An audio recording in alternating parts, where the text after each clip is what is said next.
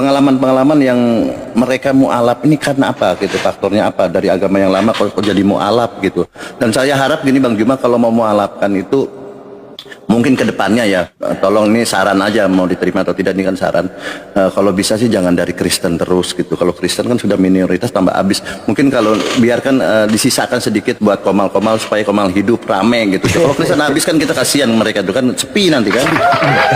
Mungkin untuk kedepannya kalau KTP-nya Kristen ditolak dulu gitu. Tolak dulu nanti aja dulu gitu loh.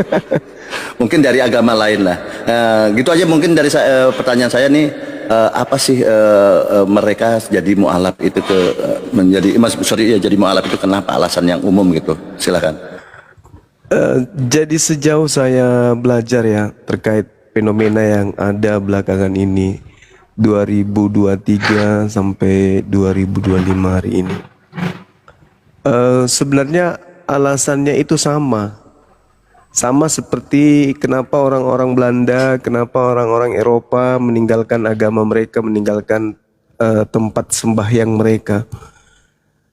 Mereka melihat bahwa ajaran mereka itu irrasional, alias tidak rasional, tidak masuk akal gitu. Itu sudah tidak zaman lagi, karena hanyut ditinggalkan oleh keadaan manusia hari ini. Begitu juga di Indonesia. Yang saya sahadatkan langsung, baik itu di MMCI, teman-teman yang ada di Arematea, API, itu rata-rata kalau kita gali secara internal mereka, diam-diam kita tanya, jawaban dia pasti ke situ. Karena tidak masuk akal Bang. Nggak masuk akal. Benar-benar tidak masuk akal. Bagaimana mungkin saya mau menetap di agama saya yang lama, tidak masuk akal, sedangkan kehidupan modern sekarang ini segala sesuatunya itu harus sesuai dengan akal. Karena orang yang tidak menggunakan akal akan tertinggal, dan tidak mungkin pencipta langit dan bumi menciptakan kemudian manusia lalu mempensiunkan otaknya. Jadi itu penilaian mereka rata-rata seperti itu. Karena tidak masuk akal. Nah, bedanya antara yang mereka yang mualaf di kita dengan yang ada di Eropa sana. Rata-rata yang di Eropa itu bukan mualaf, yang di Eropa itu mereka meninggalkan rumah ibadah mereka, mereka meninggalkan kemudian agama mereka. Setelahnya itu tidak ada yang membimbing. Mereka bingung mau kemana kita ini. Sambil mereka sembunyi-sembunyi belajar tentang Islam. Sahabat Alim Bahri Syukran. Nah, untuk itulah di Indonesia ini bersyukur karena mereka sudah mengatakan tidak masuk akal, tiba-tiba ada Islam yang kemudian membimbing mereka untuk mengenal Tuhan berdasarkan akal sehat. Itu yang terjadi. Jadi kesimpulannya kenapa mereka meninggalkan agama lama, karena tidak masuk akal, dan mereka banyak menyimak dari komal-komal Islam yang tadinya benci, setelah lama-lama dia didengar loh, ini kok benar, terus yang ini kok tidak masuk akal betul. Nah, terus kalau apologet Islam yang menjelaskan kok sesuai benar-benar dengan data dan itu tidak dipelintir. Akhirnya mereka dengan berpikir panjang, mereka memilih syahadat. Gitu Bang. Silakan. Luar biasa ya. Jadi tentang akal ya Bang ya. Akal. Jadi akal luar biasa. Jadi kita bisa ambil kesimpulan bahwa Islam ini memang untuk orang-orang yang berakal memang ya, orang-orang yang mau berpikir gitu ya. Kalau yang tidak punya akal, yang tidak mau berpikir, itu ya memang tidak bisa masuk Islam ya. Seperti itu. Iya. Seperti itu. Nah, yang tidak masuk akal tadi apa kira-kira Bang, mungkin perlu dijelaskan pengalaman dari mereka ini kan, pengalaman pribadi yang mualaf ini, silakan. Iya, yang tidak masuk akal itu konsep Tuhan. Yang tidak masuk akal itu konsep Tuhan. Begitu juga Bibelnya, kitabnya mereka. Mereka mengatakan acap kali mendengarkan pendeta-pendeta mereka atau pastor mereka, firman Tuhan, firman Tuhan, firman Tuhan. Selalu mendengarkan itu. Meskipun surat Lukas di dalam firman Tuhan di surat Lukas, di situ mereka lama-lama setelah mendengarkan kita, mereka merasa geli. Kok Lukasnya kok jadi firman Tuhan? Ini Lukas nabi atau apa gitu? Kok bisa? Akhirnya mereka berpikir bahwasanya ini menggelikan, betul-betul menggelikan. Betul-betul menggelikan. Tuhan kok nggak pernah kok berfirman kepada Lukas, kok dibilang firman Tuhan. Nah disitulah kemudian setelah dia mendengarkan dikomal-komal, akhirnya dia mengatakan, waduh, betapa lama kita ini tertidur oleh karena doktrin dan dogma. Akhirnya mereka lebih memilih keluar dan cenderung masuk Islam. Seperti itu, Bang. Oke, nanti ada saudara kita Bang Joshua, selamat malam. Selamat malam. Oke Bang Joshua, silakan. Ini banyak waktu yang luar biasa disiapkan untuk Anda ya. Muslim tidak akan, biasanya kalau ada gurunda atau siapapun narasumber Muslim, kita tidak keroyokan ya seperti kalian kalau di Komalik keroyokan. Enggak, kita akan diam. Silakan manfaatkan waktunya. Anda mau diskusi, mau bertanya, mau apapun seperti itu. Seperti sebelumnya Anda serah saya ke Bang Juma lagi dengan Anda. Jadi tadi itu bahwa di dalam mereka banyak mengalami tentang Tuhan gitu kan. Memang kalau kita tahu ya, kita lihat ya, kalau istilah di Komal atau TikTok ini memang Tuhan mereka ini di-kick dari dunia, di-report gitu kan. Ngeri kalau Tuhan di-report, di-kick gitu kan. Oke, lanjut Bang Joshua. Dilanjut dengan Bang Juma, apa yang mau diskusi apa? Silakan. Terima kasih. Makasih untuk waktu yang diberikan kepada saya bisa ada di Room Juma. Tadi kecenderungan bicara tentang masalah para mualaf yang menekankan akal. Nah, menurut Bang Juma, kalau di Indonesia ini lebih banyak mualaf atau murtadin? Nah, ketika ada murtadin, itu penyebabnya karena apa? Ya, sorry ya, apakah mungkin ada pengaruh, contoh ada habaib yang bisa mematikan api neraka, ada keturunan nabi yang ya kalau didengar-dengar sih banyak juga yang nggak masuk akal dalam keilmuan yang mereka miliki itu. Tapi pada akhirnya sangat-sangat dipercaya. Jadi penyebab juga terjadi kemurtatan itu karena apa, Bang Juma? Lanjut. Oke, baik. Jadi faktor pertama yang menyebabkan kemudian orang murtad itu karena faktor ekonomi, faktor wanita, atau faktor cinta. Ini dua hal. Didukung lagi karena mereka nggak paham Al-Quran.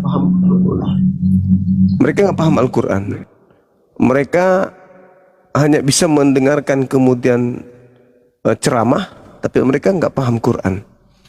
Lalu faktor yang utama tadi ini, yaitu faktor ekonomi dan faktor cinta atau lawan jenis, ya ini sangat-sangat menjadi sinkron dengan gerakan-gerakan pemurtadan. Dan rata-rata memang yang saya hadapi diskusi dengan orang-orang murtad ini itu karena faktor ekonomi. Terus kenapa saya bisa tahu? Karena kebanyakan yang saya syahadatkan di MMCI itu hampir mereka yang tadinya murtad kembali ke Islam. Bahkan ada beberapa misionaris yang tadinya adalah murtadin, lalu kemudian jadi misionaris, lalu bertemu kita, alhamdulillah mereka bersyahadat kembali. Saya tanya jawabannya itu, karena faktor ekonomi, Bang. Karena faktor ekonomi, dalam lingkungan rumah tangga saya gini, bla bla dan seterusnya. Tapi setelah kita nasihati, kita pertontonkan kemudian diskusi-diskusi di sosmed, mereka akhirnya tersadarkan. Sama yang terakhir ini ya, ada misionaris yang berada di sebuah wilayah, dia orang Makassar, lalu kemudian dia dimurtadkan. Nah setelah dimurtadkan itu, dia video call sama aku, dan sempat juga di TikTok. Alhamdulillah dia buka kamera waktu itu sambil dia nangis-nangis, aku ingin pulang Bang, aku nggak betah di sini. setelah saya mengikuti program-program kristenisasi bla bla dan seterusnya, mungkin teman-teman semua jadi saksi waktu itu. Orang Makassar, orang Goa, dia nelpon sama aku, terus kemudian dia menaik di TikTok juga, buka kamera sambil terisak-isak dia ingin pulang kembali ke Makassar ke pangkuan orang tuanya. Karena merasa tertipu, ternyata tidak ada kebenaran. Setelah dia masuk ke dalam, dia pelajari kok ini semuanya tidak masuk akal. Hanya dia ingin kembali ke Islam. Seperti itu, Bang. Jadi orang murtad itu karena itu tadi, faktor itu, ekonomi dan faktor lawan jenis atau mungkin juga sesama jenis. Silakan. Oke, saya banyak kali mendengar pernyataan-pernyataan dalam Islam dengan yang namanya takdir, dan itu nggak bisa dirubah oleh siapapun karena itu sudah keputusan ilahi. Nah, dasar-dasar Al-Quran yang mengatakan orang murtad itu karena faktor ekonomi ada di mana? Itu fakta di lapangan, Bang. Nah, dasar Al-Quran. Oh, kalau di Al-Quran itu di surah Al-Araf itu dikatakan farikan hada wa farikan haqqa alaihim dalalah. Jadi manusia itu pantas mendapatkan petunjuk dan sekelompok lagi pantas menjadi sesat. Ya, yang pantas menjadi sesat itu tadi ya karena itu meninggalkan Islam karena faktor ekonomi. Itu yang pantas sesat itu. Al-Quran surah Al-Araf ayat 30 kalau nggak salah. Iya, ayat 30 yang menjelaskan itu. Nah, itu potensi.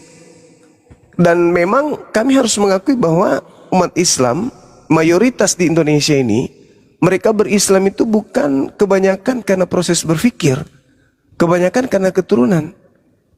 Sehingga mereka ketika diguncang oleh masalah ekonomi, lalu datang yang menjanjikan ekonomi, dengan mudah mereka keluar dari Islam. Karena mereka berislam bukan karena faktor ilmu, cuman karena ikut-ikutan doang. Karena kebetulan dia lahir dari tengah-tengah orang Islam. Ketika dia diuji dengan kelaparan, dengan kemiskinan, lalu datang kemudian orang menawarkan makanan dengan pindah akidah, maka mereka pilih pindah demi untuk bisa makan. Apatah lagi agama Anda pandai, lihai di dalam memurtadkan orang, sengaja menggunakan nama Allah, nama Alkitab, nama Rasul, supaya dianggap bahwa Islam dan Kristen itu sama aja. Pindah aja yuk, sama aja aku pun, dan saya akan memberikan kamu ekonomi. Itu fakta, itu real. Kenapa saya bisa bicara begini? Karena saya sudah puluhan tahun bergelut di dunia lintas agama ini. Saya paham betul. Saya turun ke lapangan, saya pantau, saya temui mereka, dan rata-rata mereka murtad itu gara-gara faktor ekonomi. Seperti itu, Bang.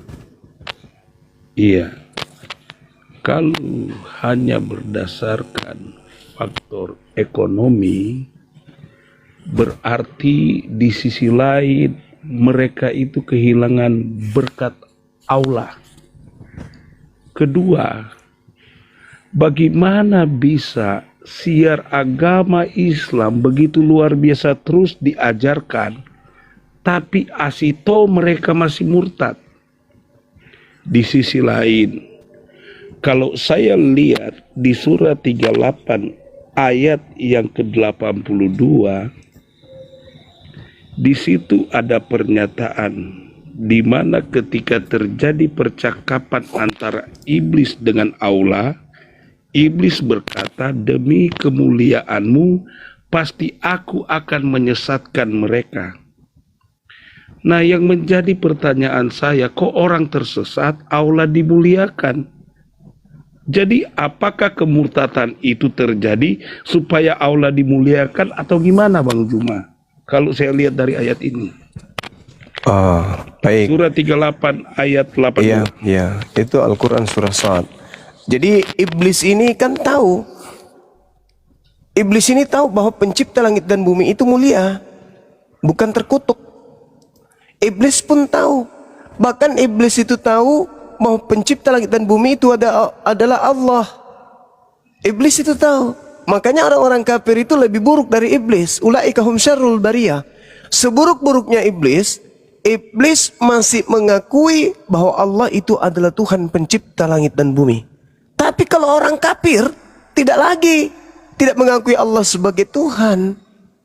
Makanya dikatakan bahwa orang kafir itu lebih buruk daripada iblis. Nah, saudara membawa dalil yang tadi. Ketika iblis ini ditanyai oleh Allah terlebih dahulu, kenapa kamu tidak mau sujud kepada Adam alaihissalam?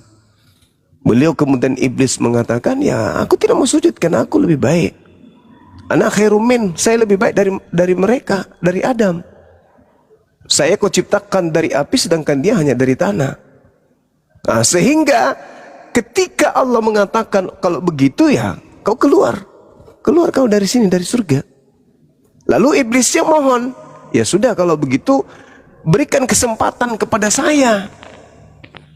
Berikan kesempatan kepada saya untuk membuktikan bahwa saya ini lebih mulia daripada Adam.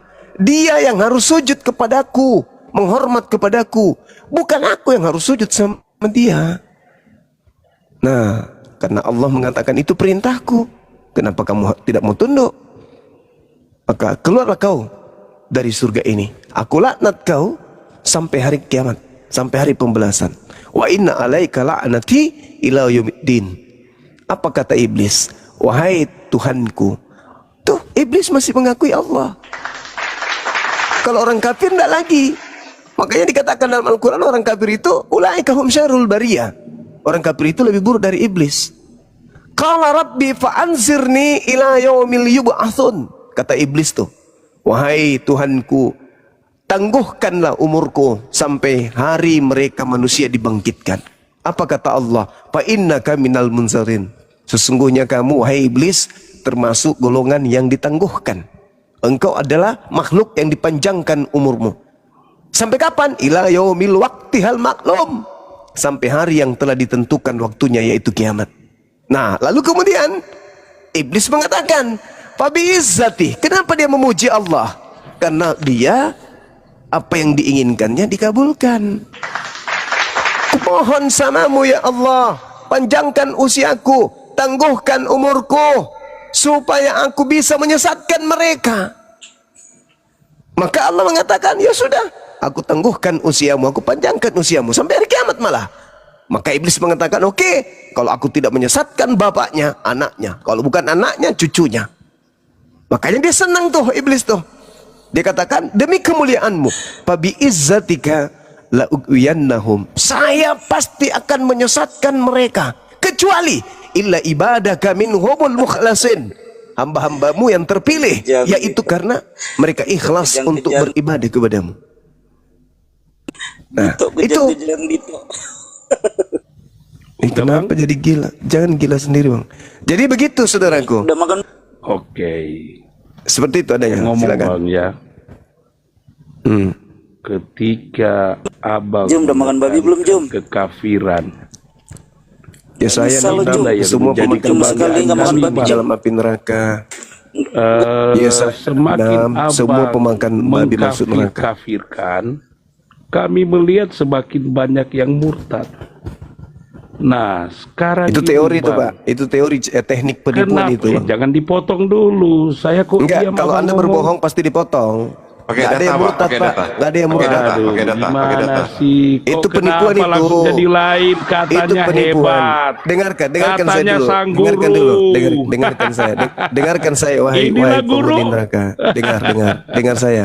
Kalau Anda datang ke sini Guru apa yang membawa data begini? kebohongan, ini Kalau bukan guru gereja. punya otak kesabaran. Anda tahu tidak? Angka Kristen itu Guru berkurang. bukan begini. Adapun bertambah karena banyak orang Cina masuk ke Udah Indonesia. guru sekalinya. Ketika orang Cina masuk ke Indonesia Ya udahlah. sebagai tenaga kerja asing, Pak, di sini Kasih mereka harus kesempatan. punya agama.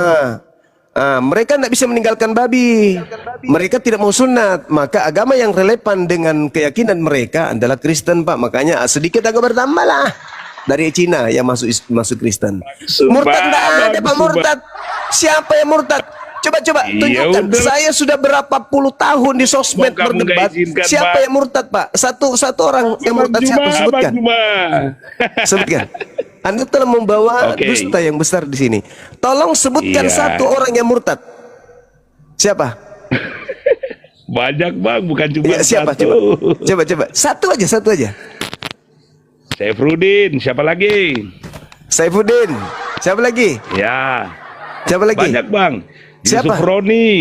Yusuf Roni. Terakhir dia mualaf lagi. Siapa lagi? Siapa lagi? Kamu Siapa lagi? bilang, guru ndak kok ndak komitmen. Sebutkan satu saja. Kenapa ditanya terus? Cuman itu doang. berilmu Anda ke tadi apa? mengatakan banyak loh. Tadi Anda mengatakan Kamu banyak. bilang, ayo, kamu bilang Tadi apa? Anda mengatakan Sebutkan banyak. satu saja. Ternyata cuman satu. Kamu ngomong sebutkan Cuman satu saja. Saifuddin Ibrahim. Saifuddin Ibrahim itu pindah karena ekonomi. Berarti sesuai dengan pernyataan saya. Oke, lanjut. Mantap. Aduh, Lanjut. bang. Jadi gini.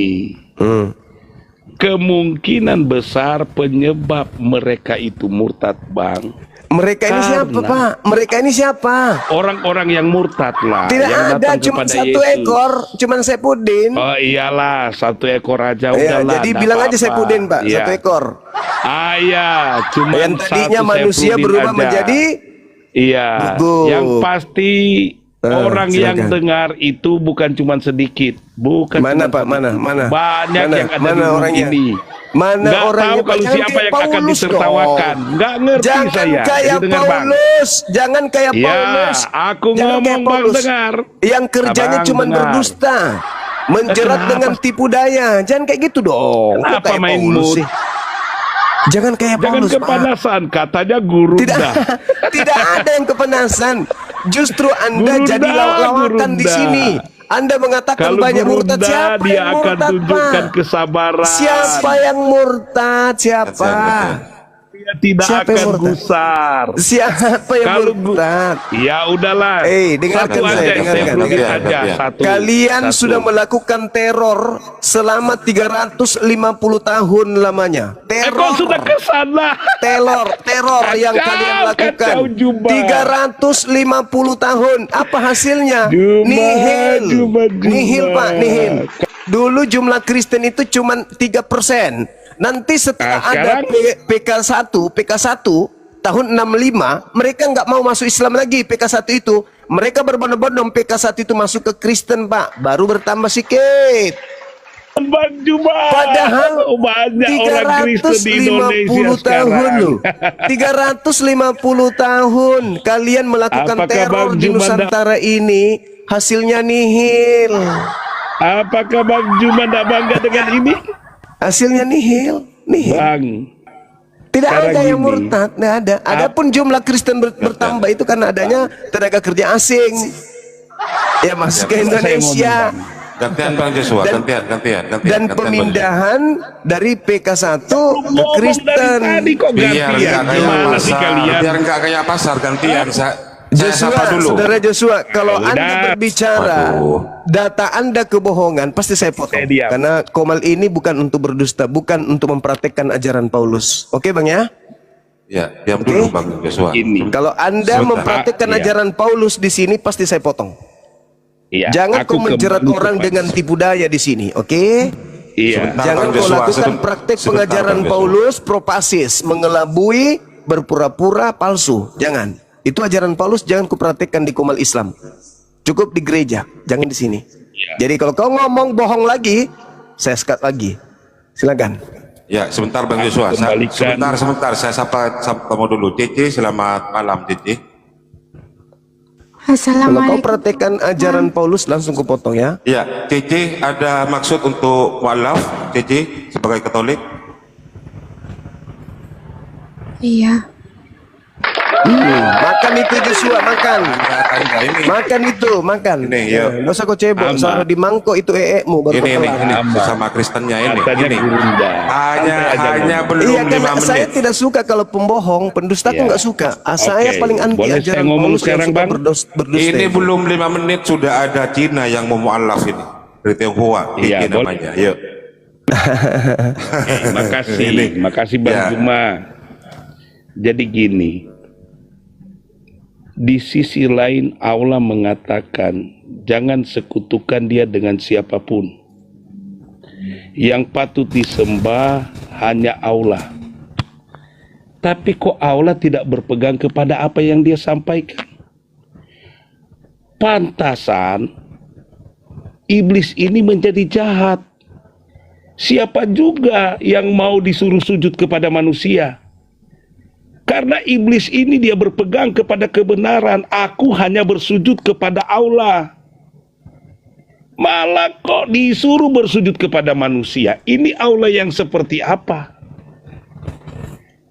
Yang pada akhirnya Allah sendiri yang membuka peluang sehingga Allah itu sama dengan manusia.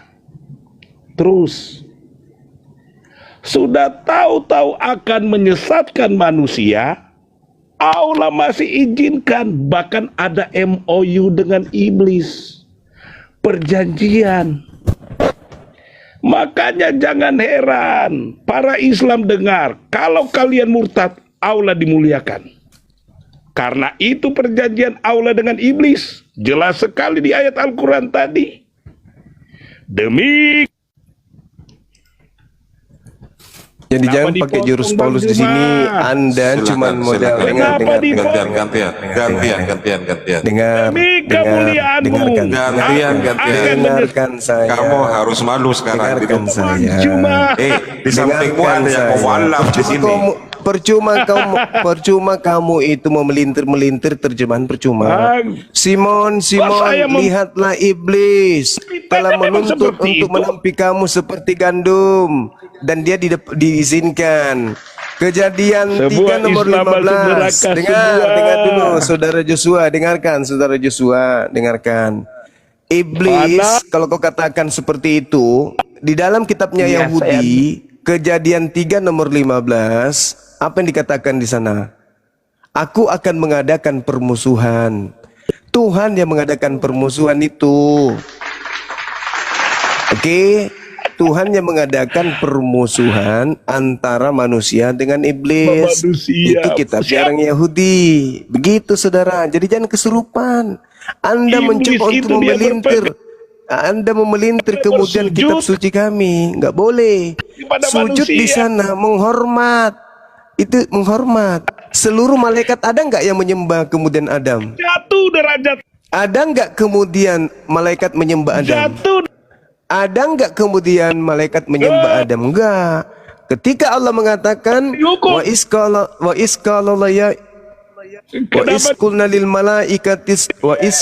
isqulna lil malaikatis judu li Adam fasajadu illa iblis. Allah memerintahkan seluruh malaikat untuk sujud kepada Adam. Sujud gak? Sujud. Malaikat sujud gak? Sujud. Menyembah gak? Tidak. Hanya orang bahlul dongo yang Yesus sebut sebagai babi yang menganggap malaikat menyembah kepada Adam. Tidak ada malaikat menyembah Adam. Tidak ada. Sujud semua malaikat itu kecuali iblis. Tapi tidak ada kemudian malaikat menyembah Adam. Gak ada. Hanya orang dongo yang Yesus sebut babi. Jangan kau berikan mutiara kepada babi yang menganggap bahwa malaikat disuruh menyembah kepada Adam. Tidak ada. Wa isqulna lil malaikatis judu li Adam fasajadu illa iblis. Tapi malaikat semua sujud. Malaikat semua sujud. Apakah malaikat menyembah Adam? Tidak. Jadi bedakan antara sujud dengan menyembah, saudara Joshua. Bedakan. Udah diturunkan aja, diturunkan. Dia gila, sudah gila dia ini. Sakit hati karena semakin ramai mu'alaf. Andaikan saja Anda waras, bisa kita diskusi panjang. Anda bebas bertanya tentang Al-Quran saya. Tapi ternyata Anda adalah iblis berkodok manusia gitu. Maaf ya saudara Joshua, jangan kau praktekkan ajaran Paulus di sini ya. Jelas bagi kami, kau menuduh kan bahwa Allah salah karena telah menyuruh kemudian para malaikat menyembah kepada Adam. Itu cara setan menyesatkan manusia. Untung kami umat Islam itu paham kitab kami. Bagaimana dengan kalian yang cuma terjemahan lalu dibimbing oleh orang juga yang terjemahan yang tidak ngerti original teks. Inilah jadinya kalian. Kalau kami umat Islam, Anda mencoba untuk menipu dengan mengatakan bahwa Allah menyuruh malaikat menyembah Adam, oh kami tangkis langsung. Dalilnya jelas. Wa isqulna lil malaikatis judu li Adam fasajadu illa iblis. Semua malaikat sujud. Pertanyaannya, apakah ada malaikat menyembah Adam? Tidak ada. Lantas Anda mengatakan, kenapa Allah menyuruh malaikat menyembah? Siapa yang suruh menyembah? Cuman disuruh menghormat. Hormatlah kamu kepada ciptaanku ini yang sempurna ini. Gak mau saya hormat. Ngapain saya hormat? Derajat saya lebih tinggi, saya kok disuruh hormat sama dia. Begitu saudara Joshua. Jadi kalau gila-gila aja sendiri, jangan ngajak-ngajak yang lain. Sujud gak malaikat? Sujud. Menyembah gak malaikat ke Adam? Tidak. Mana ajarannya malaikat menyembah kepada Adam? Ada-ada aja kau Joshua. Inilah kata Yesus. Jangan kau memberikan barang kudus kepada anjing. Jangan kau melemparkan kemudian mutiara kepada babi. Makanya kau tidak berilmu. Karena kau dianggap babi dan anjing oleh Yesus. Maaf ya Joshua ya. Yesus yang mengatakan itu, bukan saya. Oke? Makasih. Sudah naik ke sini mempermalukan agama Anda sendiri. Saya kembalikan kepada host, silakan. Ya, baik. Silakan teman-teman Kristen yang mau diskusi dengan santun tanpa saling memotong, silakan naik minta multi. Silakan. Saya baru menerima informasi tentang Joshua ini. Ternyata kedua orang tuanya juga udah nggak sanggup mengedukasi dia. Terakhir mereka sudah nggak dianggap lagi sebagai keluarga. Jadi dia pergi mengembara dan salah sasaran. Nah inilah yang terjadi. Kira-kira gitu. Joshua sekarang sudah menyendiri hidupnya di alam bebas. Dia tidak bisa diterima lagi sama keluarganya. Jadi mohon maklum aja Bang Juma. Valid Bang ya? Iya. Bang Andi, data valid ya? Itu data. Valid ya, ada ya? Iya. Oke, makasih. Terima kasih teman-teman. Itu valid itu Bang Andi. Lanjut Bang Andi.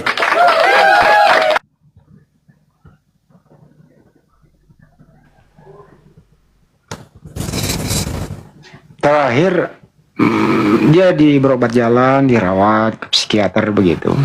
Terhubung karena masalah biaya dan dokter yang merawat juga udah tidak sanggup. Nah, ini yang terjadi sama Joshua ini tadi. Ya kita maklumi aja lah.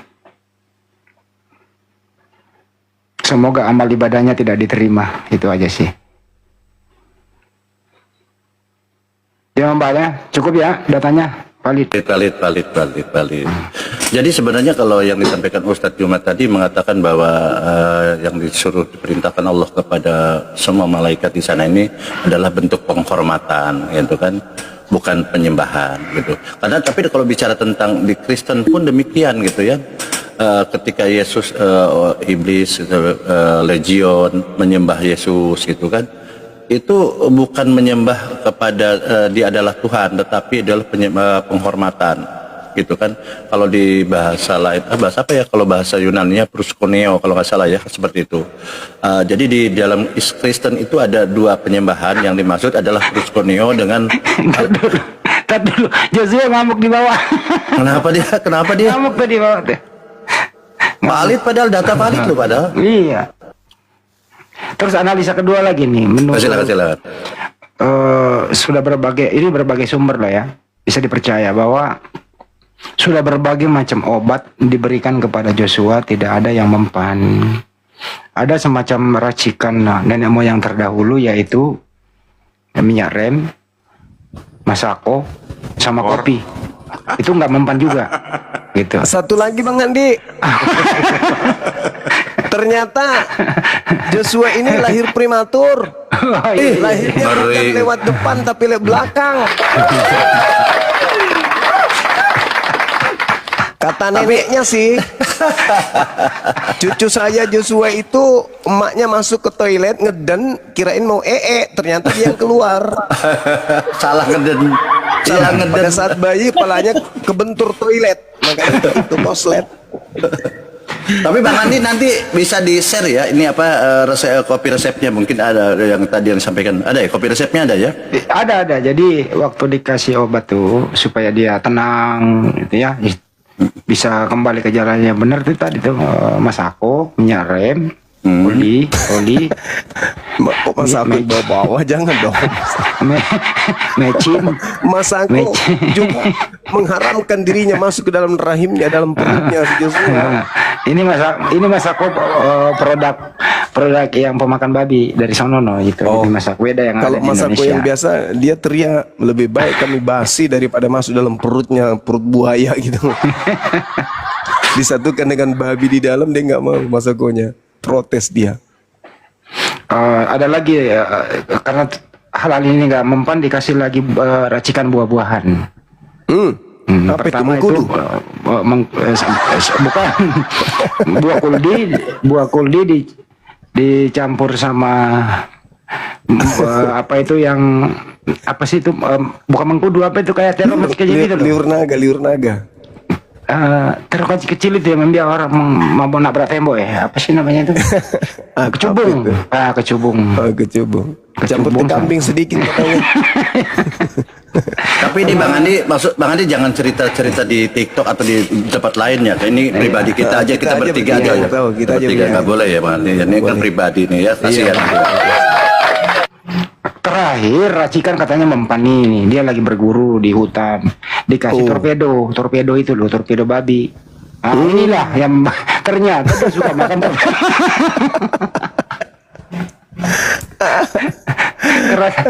Ternyata dia keracunan torpedo babi. Iya, itu penyebabnya. Kalau tidak ada obatnya. Iya. Pantasan aja. Abah Itu Idil kira-kira itu. Singapura. Syukron kasih Abah Idil dari Singapura. Bang Handi, ini ada TJ, detik Hawa beliau. Beliau ada rencana mau mualaf. Coba Bang Handi diinterogasi dulu. Ini waktunya memang harus mualaf sih. Sebentar lagi kan mualaf. Saya naikkan tadi ketika ada si Joshua itu kan. Iya. C. Silakan Gimana, dimuat, C? ah. Ada yang Iya. gimana rencana selanjutnya? Sudah siap syahadat? Belum? Apa gimana? Belum ya. Masih nunggu sebentar. Menunggu siapa? Tanggal 25 Desember. Pasti tanggal 25 ya? Enggak. Tunggu ini Ko Ivan dulu. Tapi udah ragu ya? Apanya? Anda Kristen sudah ragu apa masih nyaman menjadi orang Kristen? Enggak nyaman sih ya. Hal-hal yang tidak nyaman itu seperti apa?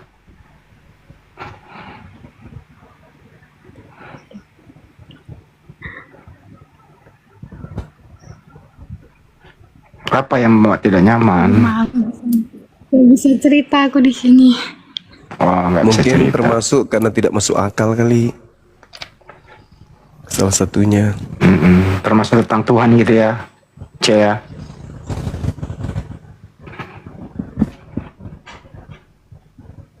Ya udah dia nggak mau mengungkapkan, mungkin di balik layar aja ya. Laude tadi mau tanya tadi terputus tadi. Bang Laude mau bertanya apa? Yang terakhir silakan. Saya cuma mau bertanya, Iya. mungkin saya salah selama ini Bang. Apa itu? Dan dalam hati saya juga bertanya, tidak mungkin saya mau menjawab pertanyaan anak saya ini apabila saya tidak memahami, ya kan? Jadi mungkin selama ini kalau misalnya saya pulang dia bertanya, tapi saya bilang minta maaf nak, saya belum bisa jawab. Kenapa? Dalam hati saya begini Pak, jangan sampai apa yang saya sampaikan sama anak saya salah, ya kan? Terus apa pertanyaannya? Pertanyaannya begini, boy banyak sekali pertanyaannya, tapi saya ukur dari diri saya masih belajar. Yang satu-satu mau dulu apa? Pertama, Yang pertanyaannya dia bilang,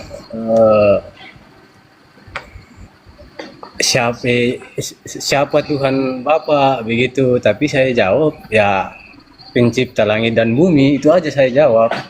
Karena Iya. saya Udah benar itu, udah betul. pertanyaan yang ini, tapi takutnya nanti dia pergi ke gereja, cerita-cerita sama temannya, bilang bapak saya bilang begini, bapak saya bilang begini. Itu yang saya waspadai begitu. Saya tidak bisa menyampaikan sesuatu yang saya tidak ketahui. Makanya saya Iya. memilih diam. Gitu. Jadi saya minta arahan ke depannya ini saya mau bagaimana apabila ada pertanyaan dari anak saya begitu. Bisa naik ke sini lagi, abangku. Iya ya. Iya. Kan sudah 1 minggu ini saya selalu ingin naik, kadang naik di apa itu Pak? Beliau juga itu Kian Santang apa?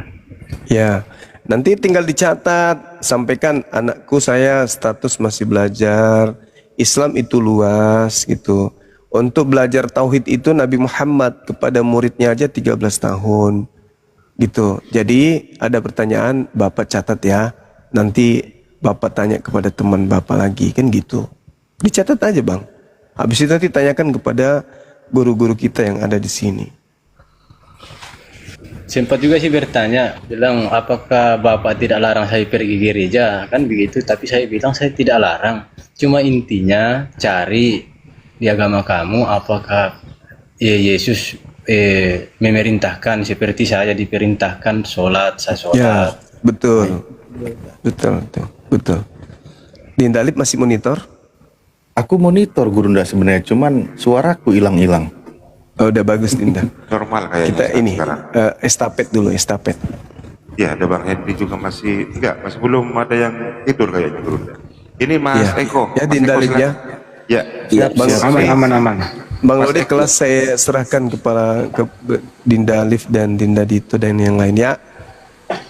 Saya mau bikin kopi campur masako dulu sedikit aja. Ya, izin Mas Eko tadi saya Waalaikumsalam. Waalaikumsalam. Silakan. Tadi Mas Eko di bawah saya lihat tappingannya ingin menyumbangkan kepada anaknya Bang Laude, minta kirimkan nomor rekening. Oke, insya Allah. Ya kan seperti belum sangat. ya, tapi masih belum. Jadi gini, Abang, termasuk Iwan Villa semuanya, kami Yayasan Apologet Islam Indonesia menerima sedekah yang disalurkan kepada para mualaf di nomor rekening kami 7-nya 5 kali 51770 atas nama Yayasan Apologet Islam Indonesia. Silakan langsung distribusikan di sana saja. Insya Allah kami amanah begitu. Perwakilan Bisa diulang, Abang? ya 7-nya 5 kali 51770 770.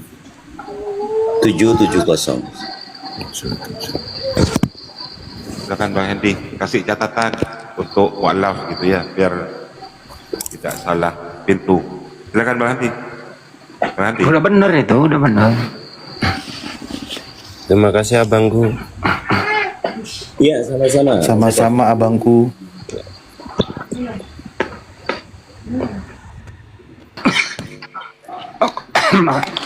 Makanya tadi aku heran kok, namanya Laude tapi dia Kristen. Gimana sih ceritanya ini? Aku nggak denger loh tadi semuanya. Pak Laude, kok bisa anak Kristen, Anda Muslim gitu? Kok bisa begitu? Oke, saya jawab Bang ya. Kan cuma abang yang menjawab ini, semua rekan-rekan kerja, bahkan kadang ketemu juga dengan orang baru, dia tanya orang mana, saya bilang orang Toraja, tapi pakai orang Sulawesi Tenggara, mereka bilang gitu. Kan saya jawab gini, bapak nenek laki-laki, dia dulu sebagai guru SMA, dia ditempatkan di Toraja, maka disitulah ketemu dengan perempuan dan menikah. Dan setelah itu mungkinlah disitulah hidayah semua, awalnya hidayah semua. Saya bertanya dengan nenek perempuan, nenek laki-laki apa agamanya, kan?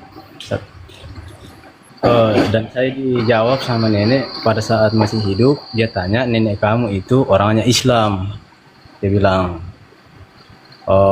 Dan kamu cucunya yang terakhir dia lihat, dia makanya dia kasih kamu pakai pamnya dia, karena nenek saya namanya Laude Bintu, ya. Jadi makanya ini muncul lagi pertanyaan ini Bang. Tidak asing. Oh, paham-paham gini loh bahasanya teman-teman. Jadi kakeknya dia ini tinggal di Toraja, tapi Pamia memang Laude. Terus menikah sama orang Toraja. Terus dia punya cucu nih. Cucu yang terakhir ini harus pakai Pam Laude, kan gitu ya ceritanya ya. Iya, iya. Oke, terus memang ada keturunan Islam. Laude itu rata-rata memang, apalagi Sultra ya, mau Kendari sampai Kolaka itu adalah Muslim.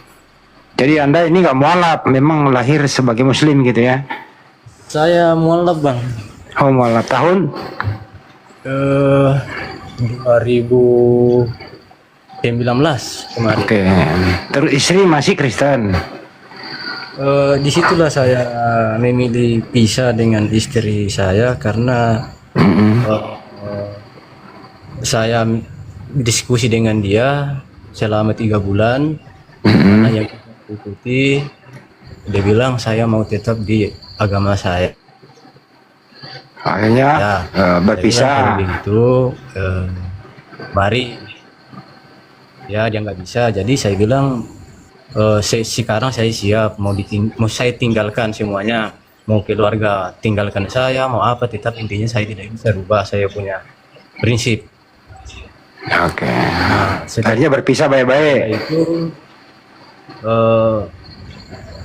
saya tinggalkan, saya merantau ke Merauke. Di sana saya ini dan saya pulang, saya tanya lagi bagaimana. Dia bilang tidak, tetap akan saya di Kristen. Saya bilang kalau begitu sekarang kita buat surat sudah kalau begitu. Surat supaya kamu bebas. Mana tahu ada jodohnya kamu, biar bisa kamu menikah gitu. Dia bilang iya, disitulah saya tinggalkan semua. Bahkan juga sih Intinya dipersingkat Bang, artinya udah pisah baik-baik, resmi sudah cerai gitu ya. Oke. Terus anak ikut yang perempuan tadi itu. ya Anaknya ini memilih agama apa? ikut mamanya Kristen. Sampai sekarang. Sampai sekarang iya. Oke, baik. Nah, makanya tadi saya heran kok ada nama Laude kok Kristen, ternyata sejarahnya begitu teman-teman. Ini jelas ya. Nah sekarang kita lanjut nih. Kira-kira apa, bagaimana seterusnya supaya anak Anda ini keinginan Anda seperti apa ya. Tapi anaknya jangan dipaksa. Jangan dipaksa memeluk Islam karena dia udah dewasa. Iya. Kira-kira sekarang ini Ustaz Alif yang bekerja nih kalau dalam hal ini sama yang lain. Silakan. Apa yang mau ditanyakan? Yang saya mau tanyakan ini bang, karena ini ada kebetulan anak saya ada di samping saya ini kan. Saya bilang saya mau bertanya, tapi ada sedikit ini yang saya mau ragukan sebenarnya sih. Apa ya? Abangku, Saya salah. biar Apakah yang saya menjawab yang pusing bang bertanyanya dibikin ringan aja. apakah salah bang? Maaf ini guru-guru ini semua di dalam ini. Apakah saya salah kalau anak saya ajari pakai hijab? Tapi kadang memunculkan suatu kadang mamanya tahu di kampung dia telepon saya, dia maki-maki saya gitu. Apakah saya salah kalau misalnya Coba. saya Boleh nggak Ustaz Alif, perempuan Kristen itu atau bapaknya yang Muslim ini mengajari anaknya pakai hijab atau menutup aurat? Silakan Ustaz. Baik, bismillahirrahmanirrahim. Pada prinsipnya gini ya Pak Laude ya. Iya, iya. Pertama itu kan yang perlu ditanamkan kepada anak itu adalah tentang prinsip iman, ketuhanan, akidah, dasar, fondasi, kan gitu. Nah memang kita mendidik seorang anak, itu kan kita yang paling paham terhadap kondisi psikologi seorang anak. Dan kita bisa tahu mulai dari mana kita mendidik dia. Itu seorang ayah kan, seperti itu. Nah, tugas kewajiban seorang ayah itu kan memang berada di jalan mengajak keluarganya, anaknya, istrinya itu ke jalan yang benar. Makanya kan perintah Al-Qur'annya, jagalah diri kamu dan juga keluargamu dari siksa api neraka. Nah, Islam itu dijelaskan ajaran Rasulullah bagaimana kita mendidik anak, mengajak kita dengan keluarga itu satu gerbong. itu satu gerbong menuju latul hal. Jadi kita berdakwah mengajak dengan satu sikap perilaku yang baik. Itu lebih utama daripada dengan ajakan hanya sebatas lisan. Daripada kita mengajak dengan cuma lisanan gitu. Jadi kita ajarkan, didik anak kita dengan cara yang terbaik, jelaskan tentang prinsip ketuhanan dan sebagainya, atau tahu Bapak bagaimana si anak ini mulai dari mana. Biasanya orang tua itu kan lebih paham kondisi si anak. Dan juga jelaskan pelan-pelan, karena memang tugas orang tua mendidik anak. Intinya adalah tanamkan keselamatan tentang akidah. Itu yang paling prinsip. Ya jelaskan seperti tadi sudah ngobrol, Pak Laude juga sudah ngobrol kan gitu ya, sedikit pelan-pelan bagaimana ketika masalah membahas gereja dan sebagainya. Kita kembali, ada nggak Yesus mengajarkan? Nah, kan metode menjawabnya tidak menyinggung dia, tapi kita kembali kepada apa yang dia imani kan gitu. Suaranya hilang-hilang, nggak nangkap berarti ya? Aman Ustaz. Aman ya, baik. Aman. Nah seperti itu Pak, seperti itu. Jadi memang pertama kali itu adalah prinsipnya, yang paling prinsip adalah bagaimana menanamkan ilmu tauhid, ya prinsipnya. Tapi metode dakwahnya bisa Bapak terapkan dari tadi mengajak seperti itu, menutup aurat, itu kan untuk kebaikan si anak. Nanti dia akan menemukan sebuah nilai-nilai Islami kan gitu, yang bisa diterima secara akal sehat oleh beliau. Begitu Pak Laude. Iya. Maka dari itu Ustaz, saya berpikir juga, karena dia kan berteman dengan teman-temannya rata-rata pakai kerudung. Disitulah saya berinisiatif untuk bilang, coba kamu belajar pakai kerudung. Dia bilang, saya orang Kristen Pak. Saya bilang nggak apa-apa, biar kamu nggak kena matahari, langsung di itu. Kasih data 1 Korintus 11:26. Ya itu tadi sudah dibahaskan dengan Bang Zuma kan, diperintahkan menggunakan telekung lah kalau bahasa itunya kan ya, di dalam bahasa kekristenan, atau tudung dan sebagainya kan gitu. Nah maksudnya saya itu adalah ketika tadi menyampaikan ini tentang dakwahkan seorang ayah kepada anak. Prinsip tujuannya adalah menanamkan ilmu akidah. Metode caranya monggo silahkan dengan cara Bapak yang Bapak paling tahu keadaan anak. Seperti itu.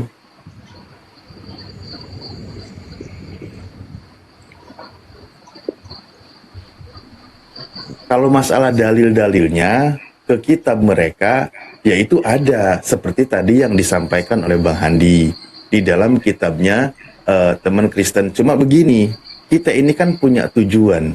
Kita sudah paham menjadi seorang mukmin dan bagaimana caranya orang-orang yang kita cintai itu berada di dalam keselamatan bersama dengan kita.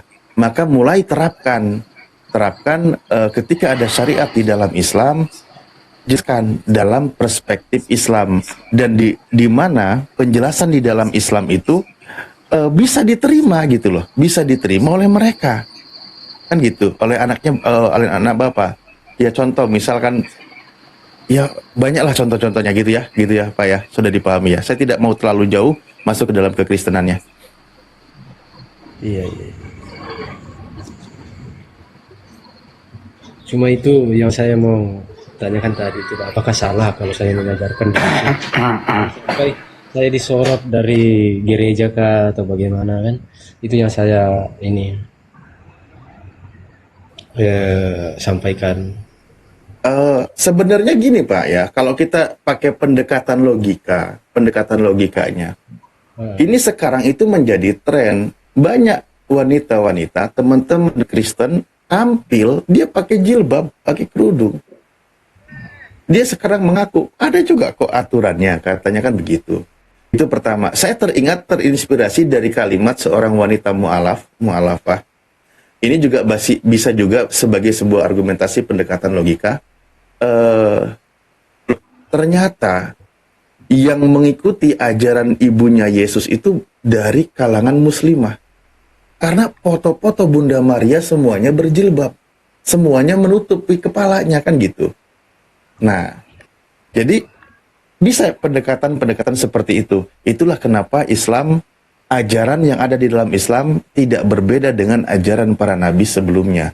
Karena di kalangan bangsa Yahudi seperti Bunda Maria kan gitu, yang di kalangan hidup di tengah mengikuti syariat kehidupan bangsa Yahudi, itu kan aturannya memang menutup kepala kan gitu. Itulah ajaran Islam hadir lebih sempurna daripada ajaran para nabi sebelumnya kan gitu. Ya saya bilang tadi prinsipnya kan, bapak itu paling paham kondisi anak, bagaimana memulai dakwahnya, namun prinsipnya adalah bagaimana si anak itu dalam hal keimanan itu tidak salah. Metodenya, monggo silahkan bapak terapkan, bapak yang lebih tahu. Targetnya adalah tauhid, mengesahkan Allah, menuhankan Tuhan yang disembah oleh Nabi Yesus, gitu Pak. Iya. Kadang juga ini ada keluarga bertanya, bilang kenapa kamu pakaikan kerudung anakmu? Cuma satu jawaban saya, Ustaz, bilang saya suruh pakai dia bukan berarti saya memaksakan masuk Islam. Saya cuma pengen lihat anak saya itu sehat, tentunya tidak langsung berkontak dengan matahari begitu. Dia bilang hanya tujuan itu. Saya bilang iya, sempat sih dapat sorot dari keluarga juga sebenarnya mengenai ini. Saya arahkan saya punya anak pakai kerudung, bahkan sempat saya dibilangi cukup saja kau yang jadi Yudas gitu. Tapi saya ketawa aja itu. Ini ngorok ini. Nanti kalau alasan begitu sih Pak, alasannya bisa pakai dengan cara lain, kan gitu. Makanya itulah tadi aku sampaikan, poinnya adalah bagaimana mengajak si anak ini selamat dari prinsip keimanan. Karena kalau iman, kuncinya itu sudah dipegang, insya Allah nanti ke depannya itu nanti bisa bertahap. Seperti itu. Seperti tadi sudah dipaparkan oleh guru kami di sini, menjelaskan tentang bagaimana posisi keimanannya, prinsip ketuhanannya yang melawan akal sehat. Itu dulu tanamkan. Ini kan anaknya mulai terbuka nih, mau belajar. Nah Bapak, Pak Laude ini kan sebagai orang tua itu terus edukasi, tapi bukan memaksa. Diajak berdiskusi baik-baik kan gitu, gunakan pendekatan logika, temukan ayat-ayat pengajaran Yesus di dalam Bible sehingga menghantarkan menjadi seorang muslim kan gitu. Karena kalau kita buka ajaran Yesus sendiri, ucapan Yesus itu sendiri kan merujuk dia itu sebagai seorang hamba Tuhan yang sedang mengajar di tengah kaumnya agar menyembah Tuhan yang esa. Kan gitu. Itu aja dulu terus tanamkan. Itulah kenapa Islam hadir, umat Islam kita ini kan, kita menyembah Tuhan sebagaimana yang disembah oleh para nabi. Semua para nabi menyembah Tuhan yang esa, menyembah Tuhan yang sama. Bukan menyembah nabi tersebut, gitu.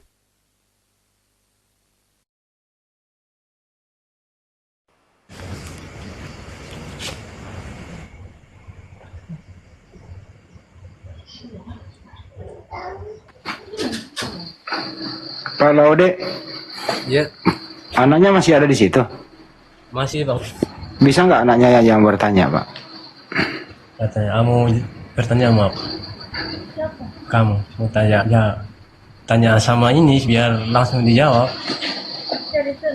Hah? Ada ini Pak Ustadz ini. Apa mau tanyakan? Iya, silakan.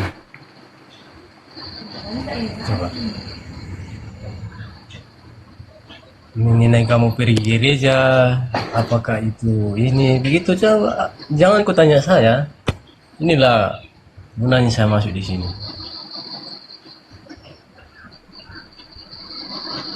Coba apa yang mengganjal begitu?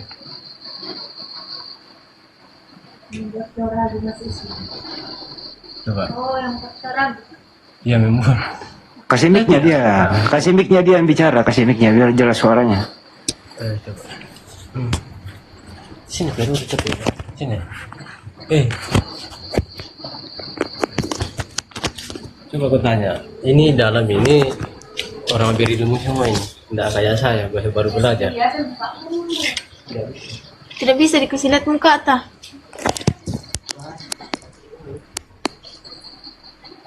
Siapa namanya, Dek?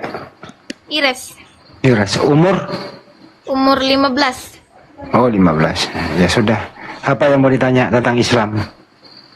Eh,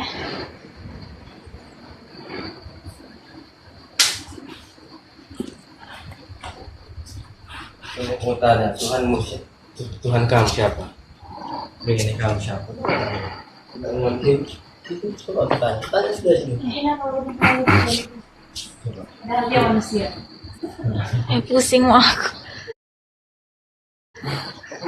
Iren, ini Ires apa Ires sih? Eh, Tanya. Begini bagi kenurung itu, cara sama mama itu, coba tanya. Ires apa? Ya malu-malu, kesempatan. iya, saya baru berpikir ini. Kalau gitu kau percaya Yesus Tuhan kah? Percaya, karena saya Kristen. Tapi Yesus kan manusia. Gimana ceritanya manusia adalah Tuhan? Karena ada dalam Alkitab Tuhan sama Bapa sama Roh Kudus itu satu.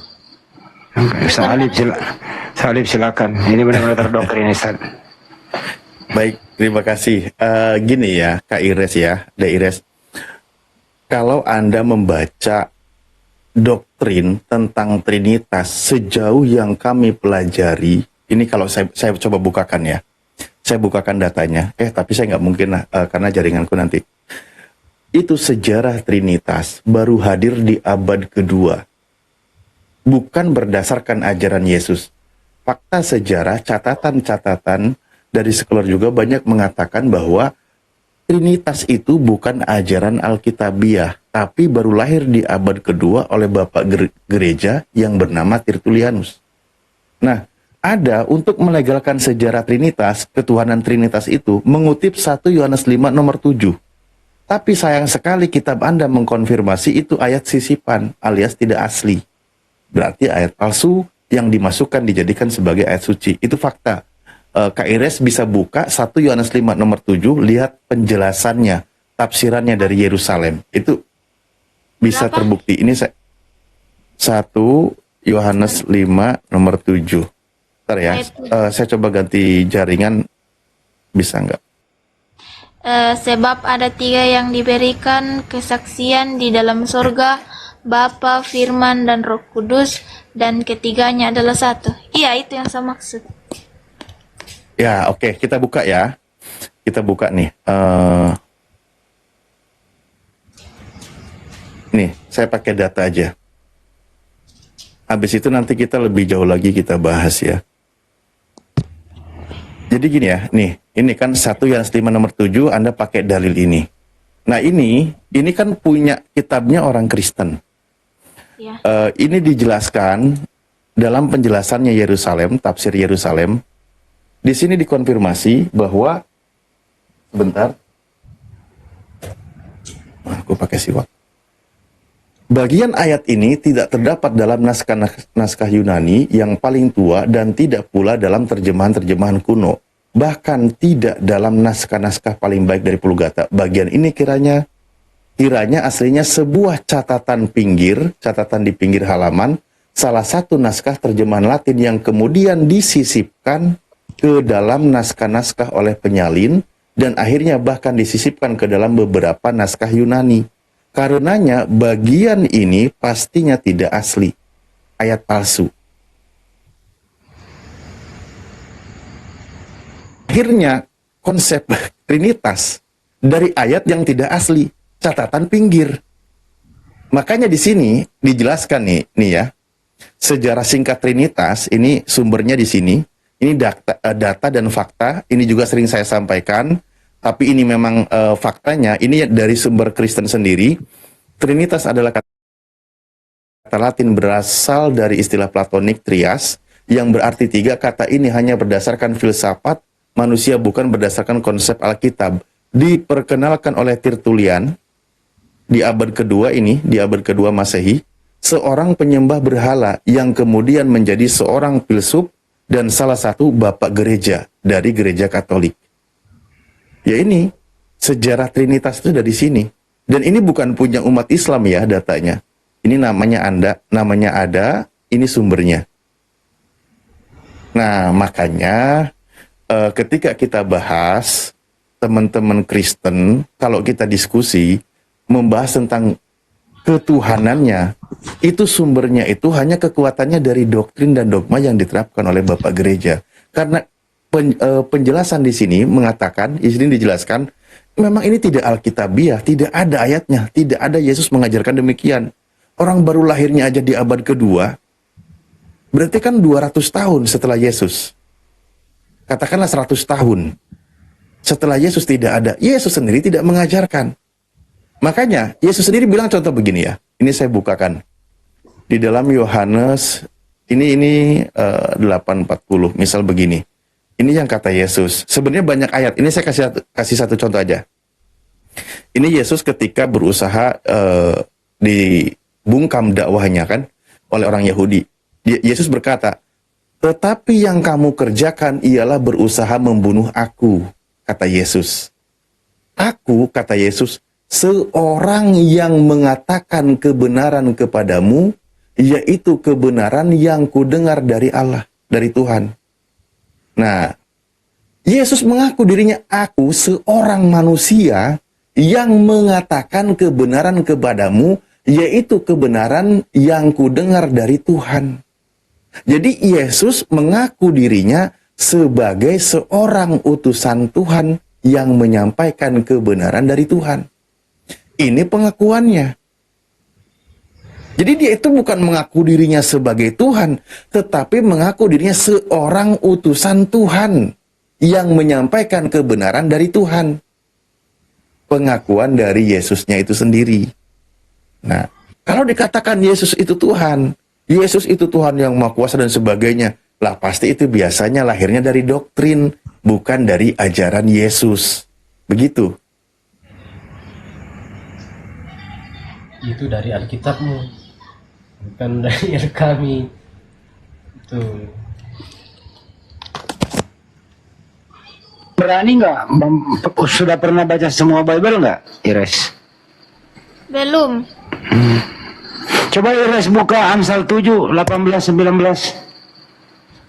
Amsal berapa? Jangan diam dulu. Amsal 7 nomor 18 sampai 19.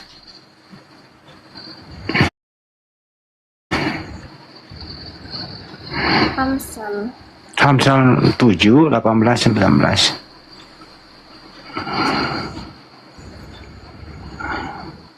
Gitu aja, tak suruh baca Bible aja. Ya, aku ini lagi ya ke materi ketuhanan ya. Iya, di sini nanti Tad. Perkuat lagi datanya. Berapa, Om? Amsal 7, 18, 19. Ayat 18. Iya, sampai 19. Saya baca. Iya, baca. Marilah kita memuaskan berahi hingga pagi hari dan bersama-sama menikmati asmara, karena suamiku tidak salah. Kok salah? Kan ada yang baca. Ayat 18, ayat 17 kah? Iya, 18 sampai 19. Oh. Marilah kita memuaskan berahi hingga pagi hari dan bersama-sama menikmati asmara, karena suamiku tidak di rumah, ia sedang dalam perjalanan jauh. Ya sudah, cuma baca doang, nggak usah ditanggapi. Lanjut, Ustaz. Maksudnya apa itu? Saya lanjut ya. Iya. Gini, di situ sambil ada Bible-nya juga nggak, Kak Ires? Ires? Ada, baik. Saya buka tampilkan di Matius 12, ya. Kalau Anda ragu, boleh sambil dibuka ya, boleh sambil dibuka. Di sini kitab Anda yang mengatakan, Yesus hamba Tuhan, ini nama perikopnya. Matius 12 di ayat 15, sebelum bunyi ayat 15 ini, Anda boleh buka perikopnya, di situ dikatakan Yesus hamba Tuhan. Iya. Betul? Terkonfirmasi? Nah, oke. Kita buka bunyinya di 18 ini kan. Nih, Tuhan berfirman, lihatlah, itu hambaku di sini merujuk kepada Yesus. Yang kupilih, yang kukasihi, yang kepadanya jiwaku berkenan. Nah, di sini jelas, tadi kan dikatakan Yesus menyampaikan firman Tuhan dari Bapa, dia seorang manusia, pengakuannya. Sementara Sang Pencipta yang mengutus Yesus berseru kepada Yesus, dia itu sebagai hamba, hambaku, hamba Tuhan. Permasalahan dan pertanyaannya sekarang, kenapa kau panggil Yesus sebagai Tuhan? Sementara Tuhan sendiri memanggil Yesus sebagai hambanya. Kan begitu logikanya. Ini kalau kita bahas data ya, bukan membahas doktrin gereja, bukan. Oke? Ya nanti kalau masalah di gereja itu urusan imanmu, aku nggak ikut campur. Tapi kalau kau memang berpegang kepada Bible, kepada kitabmu, maka harus terima ini. Nah, apa yang kau imani berlawanan atau tidak dengan pengajaran dan ucapan Yesus? Kalau berlawanan dengan ajaran Yesus, dengan ucapan Yesus, berarti di situ ada yang bermasalah, gitu. Nah, ketika dikatakan Yesus hamba Tuhan, pertanyaanku sederhana. Kak Iris percaya nggak sesuai dengan yang tertulis?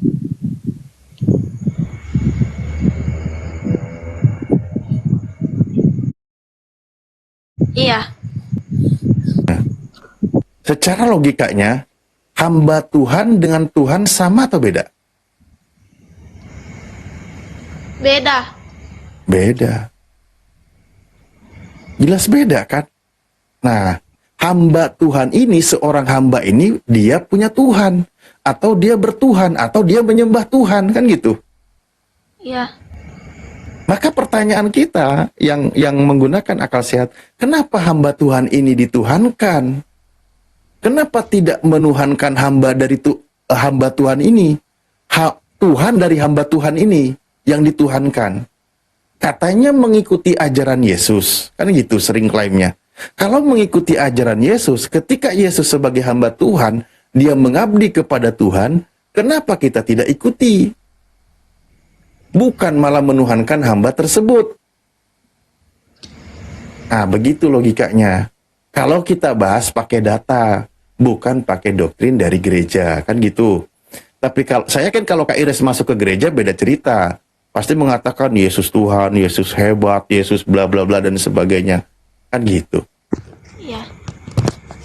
Itu ada banyak loh, bukan cuma satu ini. Ada di Kisah 3 nomor 13 juga ada, dan ada juga banyak di ayat-ayat yang lain. Coba aku tanya itu, langsung itu. Seperti yang kau tanyakan sama saya. Kristen lebih duluan atau Islam? Coba. Di situ dah kau bertanya. Kristen lebih dulu atau Islam?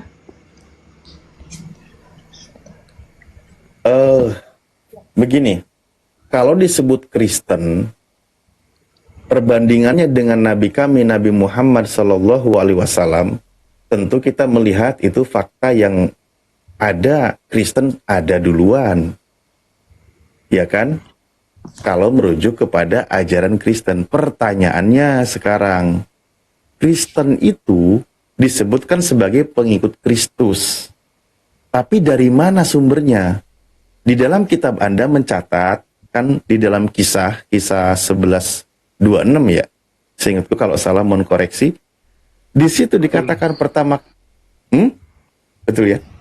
Nah, kepada Paulus pertama kali disebut sebagai Kristen. Nah, sumbernya bukan dari Yesus. Bukan. Tapi setelah Yesus tidak ada. Kan gitu. Cuman perlu diingat nanti materinya lebih jauh. Karena nanti akan ada pengajaran yang mengikuti Kristus. Tapi itu adalah penyesat. Itu kata Yesusnya, kan gitu. Nah, kalau secara esensi, lebih dalam lagi, ajaran para nabi itu ajarannya tentang keselamatan. Ajaran para nabi semua mengajarkan berserah diri kepada Tuhan agar kita selamat. Contoh, tadi Kristen itu pertama kali disebut berkaitan dengan kisah Paulus di Antioquia. Itu Kristen. Nah, yang ditinggalkan oleh Yesus itu apa? Sekarang kita tanya ke Yesus. Yohanes 14 nomor 27. Yohanes, di situ ada kitabnya. Inilah yang Yohanes 14 nomor 27. Ini baru yang ditinggalkan oleh Yesus. Apa di situ dikatakan oleh Yesus? Damai sejahtera ku tinggalkan bagimu. Yesus mewariskan kepada muridnya itu tentang damai sejahtera. Kalau dalam bahasa Arabnya disebutnya sebagai salam. Bahasa Ibraninya salom. Bukan Kristen kutinggalkan, tapi tentang damai sejahtera, tentang Islam. Itu yang diwariskan oleh Yesus. Makanya di dalam Al-Quran itu ada ayat, para pengikutnya, muridnya dikatakan, siapa yang membela agamaku setelah aku tidak ada? Maka mereka berkata, nahnu ansarullah, kamilah yang akan membela agama Allah. Wa nahnu lahu muslimun. Dan kami orang yang berserah diri kepada Sang Pencipta. Mereka semuanya Muslim disebutnya. Gitu, Kak. Bukan Kristen, gitu.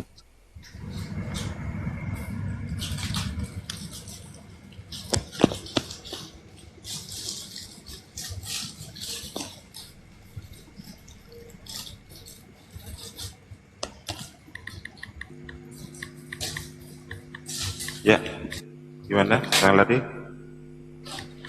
Kita sapa dulu ya tamu kita. Sikat, selamat malam menjelang dini hari. Sikat, dibuka mute-nya. Bang Sikat.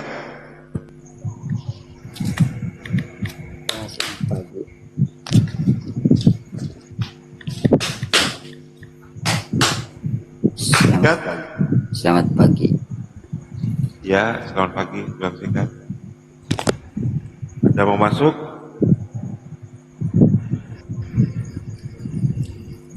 Mau membantah ayat-ayat tadi yang ditampilkan oleh Ustadz Alif? Silakan. Itu maksudnya gimana? Bahwa Yesus itu meninggalkan salam sejahtera. Iya. Damai sejahtera. Dia meninggalkan damai sejahtera kepada murid-muridnya, pengikutnya, agar supaya mereka tidak lagi ragu tentang kepergiannya. Artinya bahwa damai itu tetap ada dalam kehidupan mereka, begitu. Bukan meninggalkan Kristen ya? Kalau Muhammad tinggalkan apa? Ya, silakan Ustaz Alif, masuk Ustaz. Ya jelas. Kalau di dalam ajaran Rasulullah itu ada ayatnya, Al-Maidah ayat 3 juga ada. Kalau Muhammad Allah berfirman, Anda kan bertanya, dijawab, kenapa Anda yang ngomong? Muhammad mati kan nggak tinggalkan apa-apa, dia mati dan dikuburkan dan kan apa sih? Daripada Yesus mati terkutuk, Tuhanmu gimana? Bangkit kan? Bangkit. Ya. Terkutuk dia. Muhammadmu bangkit enggak? Tuhanmu bangkit di mana? Muhammadmu bangkit enggak? Tuhanmu mati terkutuk. Muhammadmu. Coba Iren. Iren baca Galatia 3 nomor 13, Iren. Muhammadmu enggak. Apa? Galatia 3 nomor 13. Galatia 3 nomor 13.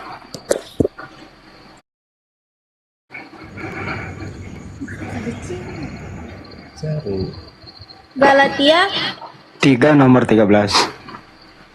3 nomor 13. Ya. Kristus telah menebus kita dari kutuk hukum Taurat dengan jalan menjadi kutuk karena kita. Sebab ada tertulis, terkutuklah orang yang digantung pada kayu salib. Siapa itu yang terkutuk? Yang digantung pada kayu salib, Iren?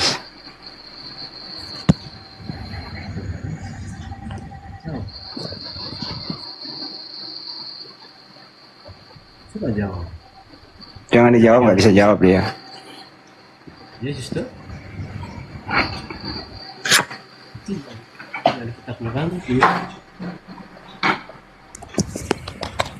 Lanjut Ustaz.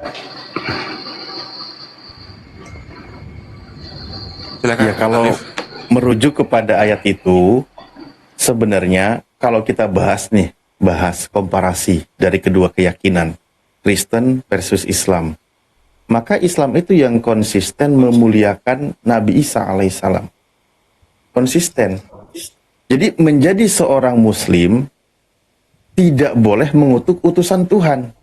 Seluruh utusan Tuhan itu mulia. Kami wajib memuliakannya. Makanya dikatakan la nufarriqu baina ahadim mir rusulih. Kami tidak membeda-bedakan salah satu di antara mereka. Mereka itu semua mulia. Tidak boleh mencelaknya, tidak boleh merendahkannya, tidak boleh mengutuknya. Tapi kalau masuk doktrin iman Kristen, Yesus harus mati di atas kayu salib. Cuman konsekuensinya adalah harus mengutuk dia sebagaimana yang tertulis. Kan yang tadi dibaca. Terkutuklah orang yang digantung pada kayu salib. Waduh. Sekarang saya tanya deh. Kamu imani nggak Galatia 3 nomor 13? Atau gini deh, sebelum lebih jauh, aku ke distract loh sama yang di bawah. Ketinggian terus dibilangnya, Kak Laude lagi. Adek Ires, dipahami nggak materi yang kita bahas? Iya, Oh iya, berarti aman kita ya? iya. Oke, baik, terima kasih. Nah, di situ tertulis, terkutuklah orang yang digantung pada kayu salib. Adek Ires, aku manggilnya kakak juga, kena protes juga. Tapi aku biasa, maksudnya tujuannya sopan kepada teman-teman ya. Mohon maaf. Dek Ires, imani nggak di situ ayatnya?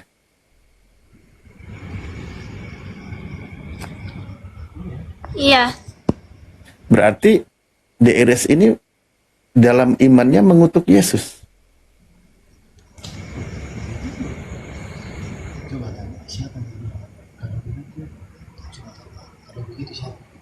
Itu tertulis loh, jelas. Cuman kadang jarang disadari.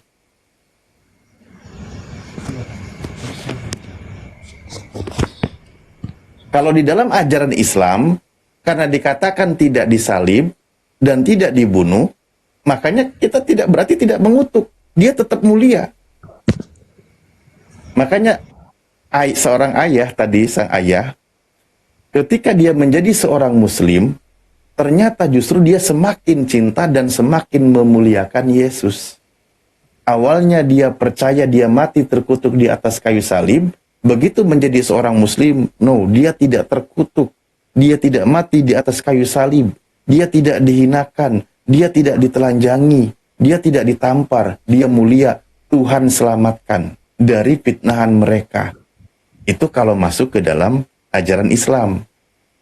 Jadi menjadi seorang Muslim bukan meninggalkan dia, bukan, tapi justru konsisten memuliakan dia gitu.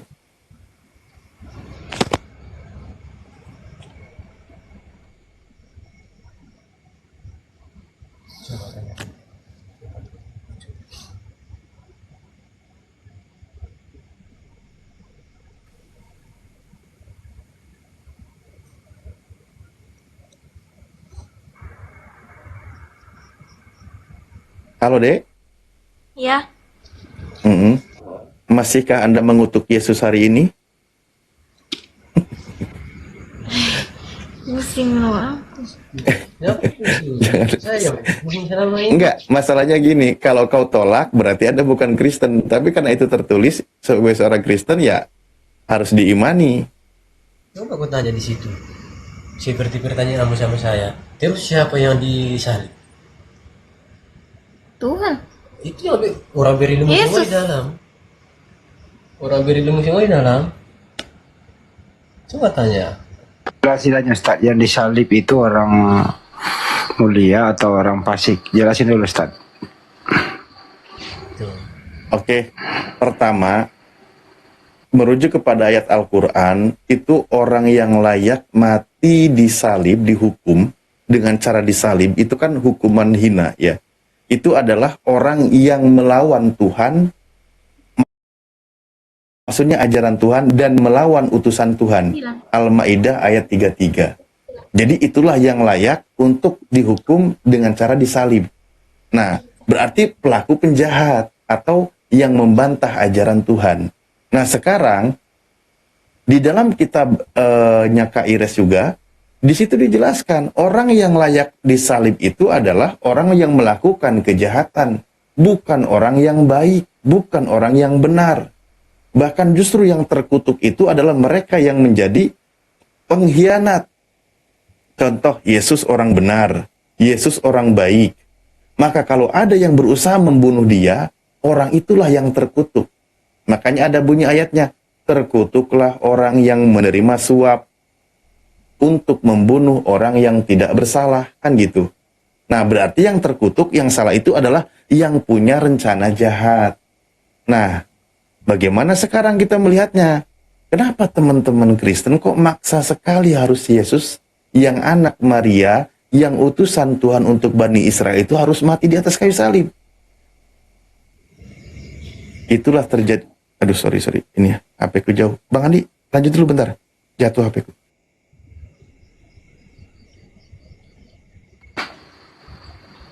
Ires, Iya. Yesus itu kan manusia, Ires. Dia bukan Tuhan. Setuju nggak? Iya. Yesus itu waktu pernah di dunia, dia berdoa. Setuju nggak? Pernah baca nggak dia berdoa? Pernah. Berdoa kepada siapa? Bapak. Yang mana yang Tuhan? Yesus atau Bapak? Dua-duanya. Berarti Tuhan dua? Tidak. Satu mie itu. Yang mana kalau satu? Kan Bapak lain, Yesus lain. Ya Tuhan itu yang Bapa, karena Yesus berdoa kepada Bapa.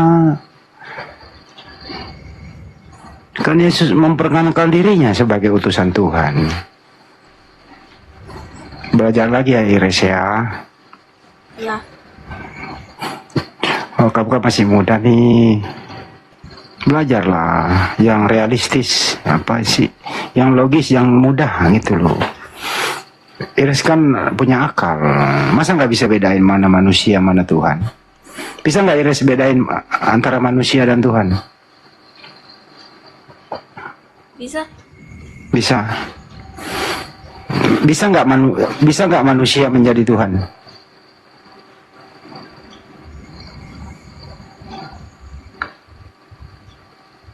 Tidak. Tidak. Bisa nggak Tuhan menjadi manusia?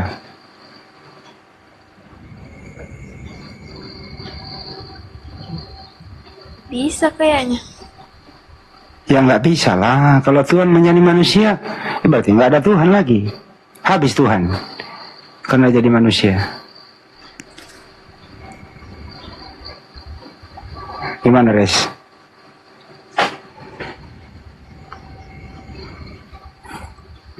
Yesus itu manusia mulia, orang soleh, dia bertuhan. Bukan Yesusnya yang Tuhan. Itu Ires. Belajar lagi anak ya. Ya. Ya udah, saya serahin ke Kandito lagi nih, Kandito, monggo.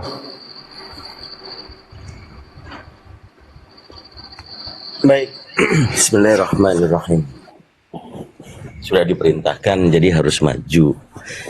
Gini Eris, ini Kang Dito salam kenal. Kang Dito juga mungkin di usia yang sama.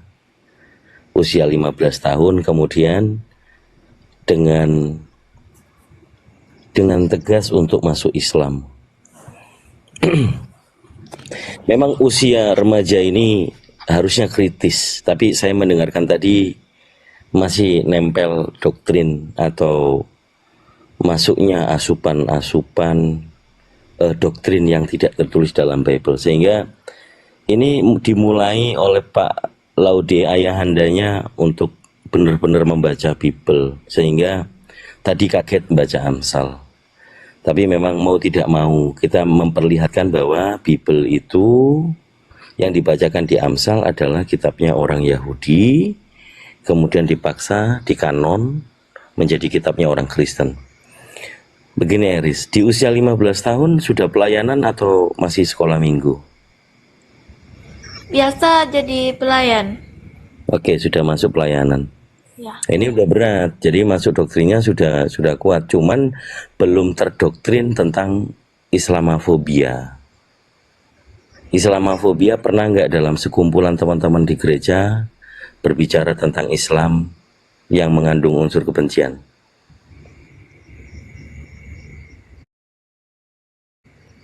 Pernah nggak bahas Islam, kemudian tidak seperti umat Islam yang lakukan, tetapi kok bisa sih orang Islam begitu? Pernah nggak Pak Jet? Belum. Oh belum. Nggak apa-apa deh. Ingat kata di dalam Bible, kalau meyakini Bible adalah firman Tuhan, ia katakan iya, tidak katakan tidak. Lebih dari itu adalah datangnya dari si jahat atau iblis. Kang Dito mantan Katolik yang usia 15 tahun sudah banyak baca literasi. Dari papa saya yang memang Katolik, banyak mendoktrin. Lebih kuat doktrin Katolik daripada Protestan. Kitab Katolik itu 73. Lebih banyak daripada kitabnya Protestan. Kemudian diaturkan tentang sejarah bahwa orang-orang Protestan adalah yang memprotes kekatolikan. Sehingga kami orang Katolik itu membenci orang Protestan.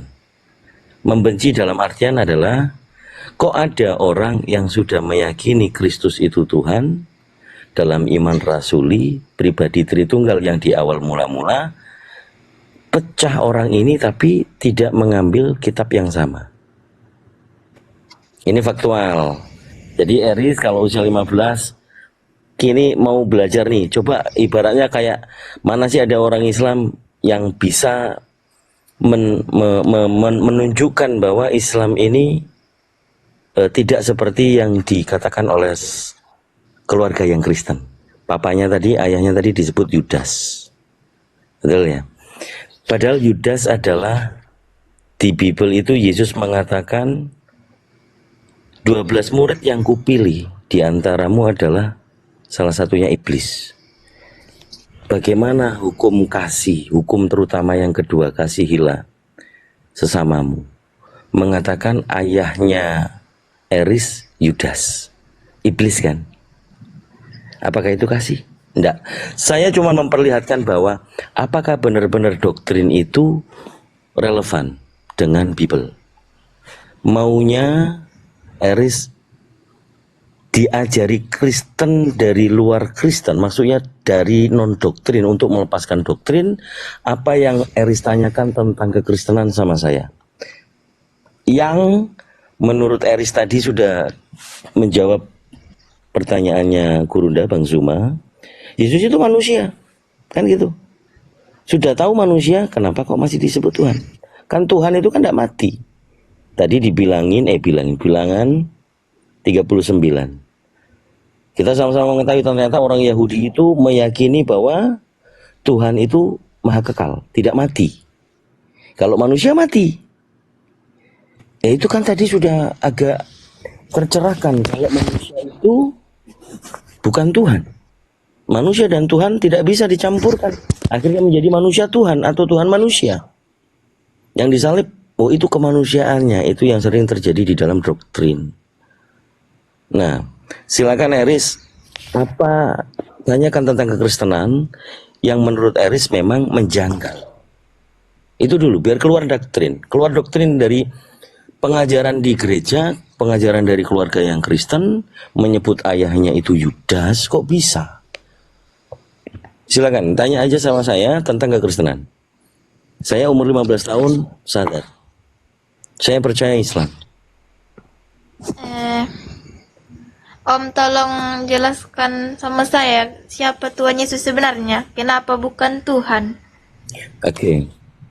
Yesus yang diperkenalkan dalam Bible. Yang pertama, Yesus itu tidak pernah mengatakan dirinya sendiri bahwa akulah Tuhan, sembahlah aku. Nggak ada loh. Pernah nggak pendeta atau guru pembimbing sekolah minggu kemudian jadi pelayanan mengatakan kita harus semangat, Yesus adalah Tuhan? itu perkataan manusia, tidak ada di dalam Bible. Betul? Ada nggak diajarkan bahwa di dalam Bible itu yang kalian sebut Injil, Yesus terang-terangan mengatakan akulah Tuhan, sembahlah aku? Nggak ada toh? Atau diajarkan yang menyimpang, Yesus mengatakan akulah Tuhan atas hari Sabat. Ini doktrin ini. Saudara-saudara Muslim nggak tahu kalau di gereja itu yang dikutip akulah Tuhan atas hari Sabat, betul ya? Itu perkataan. Tapi yang terjadi di Matius 12 nomor 8, Yesus berkata apa? Sebab anak manusia adalah Tuhan. Apakah benar Yesus berkata seperti itu? Aslinya dia mengatakan sebab anak manusia adalah Tuhan, Matius 12 nomor 8.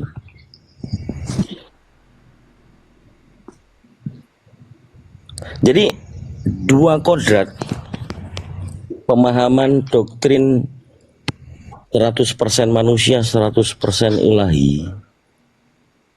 Saya menunjukkan dulu bahwa ini terjadi doktrin yang menyimpang dari Bible. Di Biblenya mengatakan manusia itu Tuhan. Betul ya? Sebab anak manusia adalah Tuhan, betul?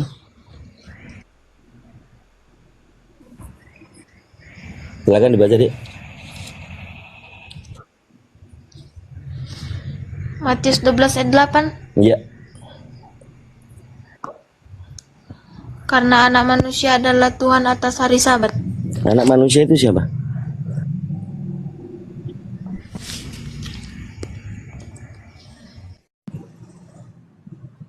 Anak manusia itu dalam doktrin adalah Yesus. Yang berbicara Yesus. Kenapa nggak dia bilang akulah Tuhan atas hari Sabat? Yang dikatakan oleh pendeta sama pembimbing sekolah minggu. Mereka selalu bilang akulah Tuhan hari Sabat, akulah Tuhan hari Sabat. Padahal yang tertulis adalah Yesus mengatakan sebab anak manusia adalah Tuhan hari Sabat. Apakah anak manusia merujuk kepada dirinya? Ini terjemahan. Betul? Apakah betul di Bible ini dikatakan anak manusia adalah Tuhan?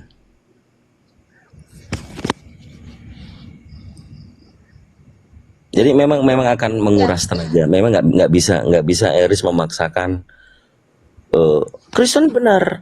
Tapi kalau ditunjukkan ternyata manusia ini Tuhan. Masuk di akal nggak?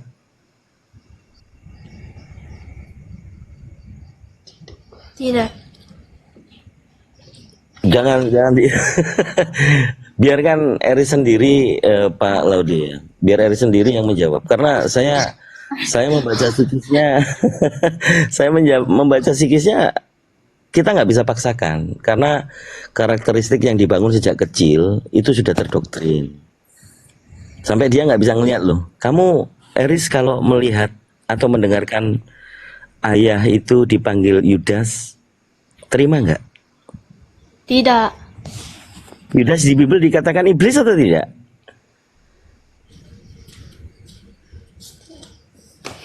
Yohanes pasal 6 nomor 70.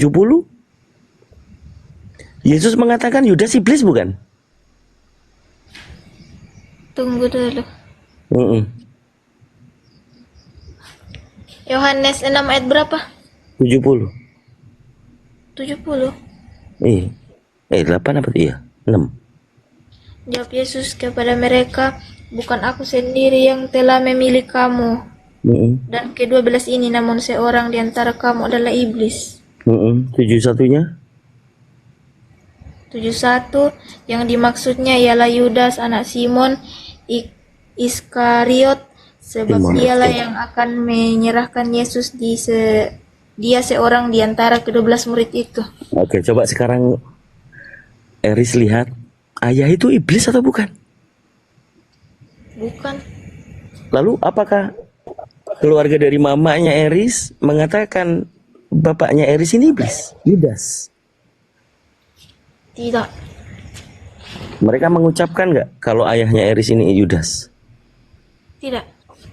Pak Laude monitor Pak Laude, boleh saya pinjem mic-nya sebentar. Pak Laude disebut Yudas nggak sama keluarga istrinya?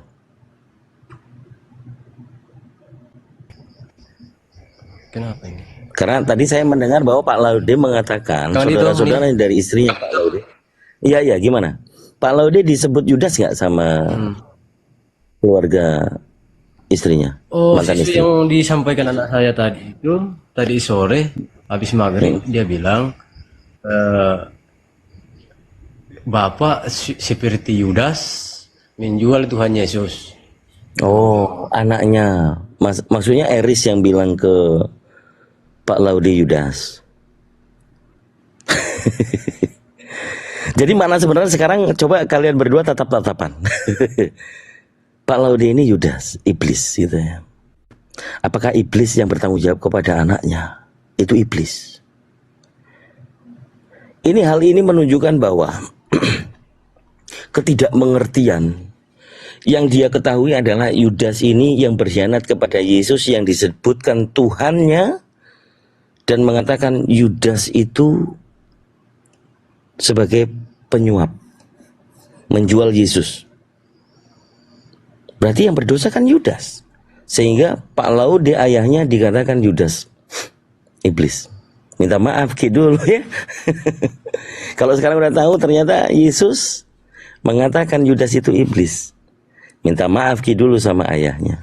Tapi nggak apa-apa karena awalnya tidak tahu. Sekarang tahu di Bible itu ternyata faktanya adalah banyak, lebih dari 200 denom, atau lebih tepatnya 65.000 denom. Satu Bible penafsirannya banyak gitu loh Eris. Saat ini Eris di Tritunggal Protestan. Gerejanya apa? Kemudian ada nggak Kristen yang lain yang tidak sama? Ada. Buktinya ada Katolik. Buktinya ada Karismatik. Buktinya masih ada satu lagi yang ekstrim. Satanik itu Kristen bukan? Satanik itu Kristen atau bukan?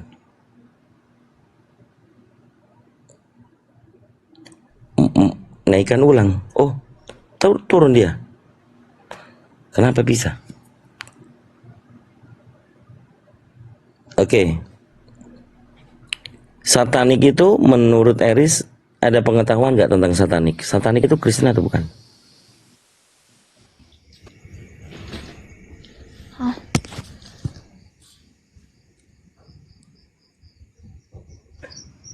Monitor, Eris. Iya.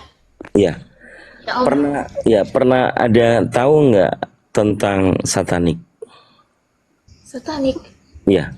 Tidak. Oh, tidak pernah tahu. Tidak pernah. Oke, enggak apa-apa. Saya nggak akan paksakan. Kalau Kristen itu banyak denominasi atau perbedaan, mengetahui nggak? Tidak tahu. Tidak tahu. Oke. Kalau kitabnya totalnya Eris pernah dikasih tahu nggak? Ada berapa? Di Bible itu Perjanjian Lama dan Perjanjian Baru. Berapa? Tapi lupa. Oke. Di Protestan itu ada 66 kitab. Kalau di Katolik ada 73. Menurut Eris, Bible yang dipegang itu kitab suci firman Tuhan yang tidak ada perubahan, tidak boleh ditambahi, tidak boleh dikurangi, tidak?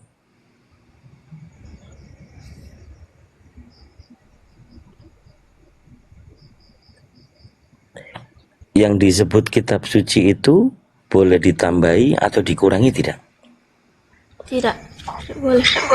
Tidak boleh. Kalau tidak boleh, Katolik itu jumlahnya 73. Protestan yang Bible saat ini Eris pegang itu 66. Menurut Eris yang benar yang mana? Yang 73 atau yang 66? Belum lagi satu lagi, Ortodok itu 78. Yang mana yang Kristen? Nah, belum tahu, memang banyak belum tahu. Iya. Jadi setelah saya mencermati minimal adik Eris ya, lihat dulu setelah papa atau ayah ini masuk Islam, lebih sayang nggak sama Eris, itu aja. Yang kedua, apakah ayah ini melihat Eris ingin nggak menjadi anak yang baik, menjadi anak yang ingin dididik itu sampai dengan tujuan mempertanggungjawabkan nanti sampai Eris besar, menikah, kemudian dilepaskan kepada suami yang nantinya kalau waktu berumah tangga. Lihat nanti mungkin Pak Laude bagusnya memang harus sering tektokan berdua, berbicara yang santai tentang kekristenan saja dulu. Kayaknya ini di Kristen yang perlu kita tanya ini sama Apologet Islam Indonesia. Kami berfaham kristologi dan teolog, tentunya juga tentang sejarah. Bahwa faktanya Kristen itu terpecah-pecah banyak denominasi. Kemudian yang fundamental, Yesus itu Eris ya, dalam Bible yang dianggap firman Tuhan dan kitab suci ini tidak pernah berbicara kepada orang Kristen. Eris, masih mendengarkan saya? Iya. Yesus itu tidak pernah berbicara kepada orang Kristen. Yesus berbicara kepada bangsa Yahudi, murid-muridnya. Ini dulu, 4 Injil itu tidak pernah Yesus sebutkan dan berbicara langsung kepada orang Kristen. Kenapa? Karena orang Kristennya belum ada. Orang Kristen itu baru ada disebutkan dalam Bible, Kisah Para Rasul pasal 11 ayat 26. Coba dibacain, Dek. Berapa?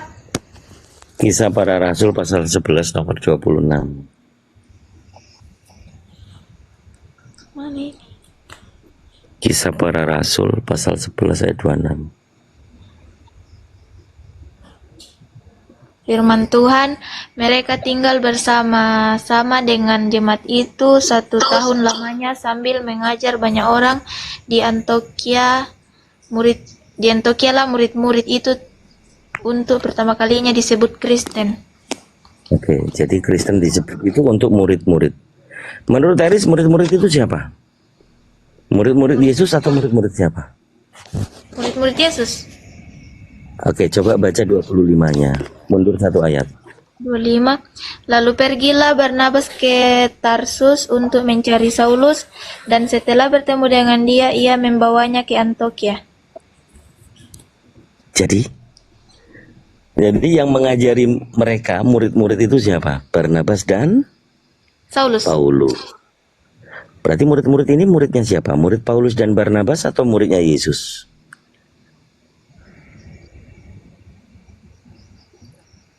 Ya kan? Jadi Kristen adalah muridnya Paulus deh. Paulus dengan Yesus emang sama? Kalau sama-sama manusia dong. Kalau beda yang satu Tuhan, yang satu manusia. Kenapa kalau sama Paulus nggak dituhanin? Ya kan? Nah, boleh saya uji dulu, kasih pressing yang agak berat. Kita sepakati ya bahwa Kristen itu adalah muridnya Paulus, bukan murid Yesus. Sekarang coba baca 2 Korintus pasal 12 nomor 2. 2 Korintus Pasal 12 ayat 2. Firman Tuhan, aku tahu tentang seorang Kristen 14 tahun yang lampau, entah di dalam tubuh, aku tidak tahu, entah di luar tubuh, aku tidak tahu. Allah yang mengetahuinya. Orang itu tiba-tiba diangkat ke tingkat yang ketiga dari sorga. Tadi sebutan Kristen adalah untuk murid Paulus, betul ya? Ya. Yang tadi. Sekarang Paulus mengatakan, aku tahu tentang seorang Kristen 14 tahun yang lampau. Itu muridnya Paulus atau bukan? Tidak tahu. Oke. Lalu 14 tahun yang lampau yang kita ketahui di 4 gospel, yang naik ke surga siapa? Tuhan Yesus. Tuhan Yesus. Oke. Apakah Yesus Kristen?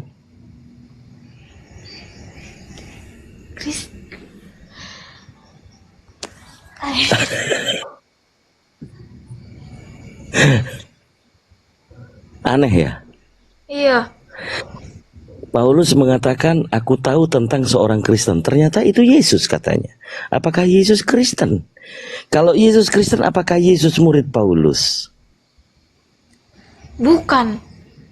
Nah, lalu 14 tahun yang lampau menurutnya Paulus ini deh, Yesus atau bukan? Kalau bukan Yesus, lalu siapa orang Kristen yang naik ke surga? Yesus. Nah, kalau itu Yesus, apakah Yesus muridnya Paulus? Bukan. Kalau bukan, kenapa jadi Yesus yang naik ke surga di situ? Jadi Pusing mi dek. Sama Kika dulu. Jadi ini pemahaman bahwa Bible itu begitu dibuka, dibaca semuanya. Kalau kita hikmat, tanpa doktrin, jelas-jelas yang terangkat ke surga 14 tahun yang lampau, kata Paulus, adalah Yesus. Tetapi bukan Yesus yang dituhankan oleh dia. Yang diajarkan oleh Paulus adalah Kristus yang lain.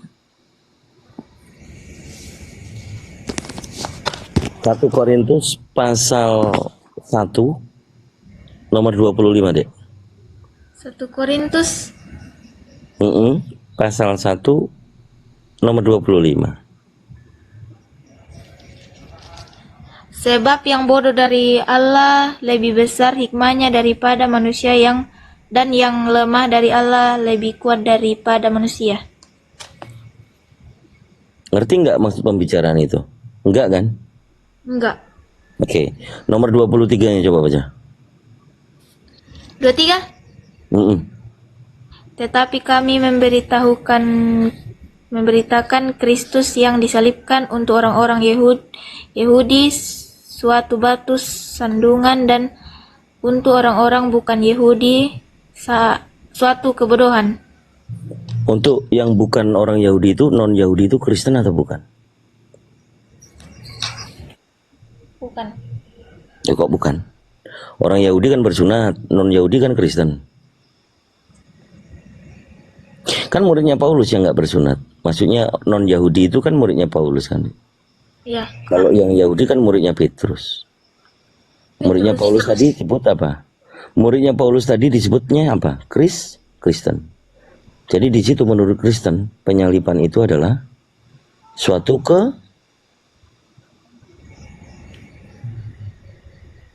ya itulah, tertulisnya begitu ya. Ya dicatat saja, Pak Laude dibantu ditandai yang ini.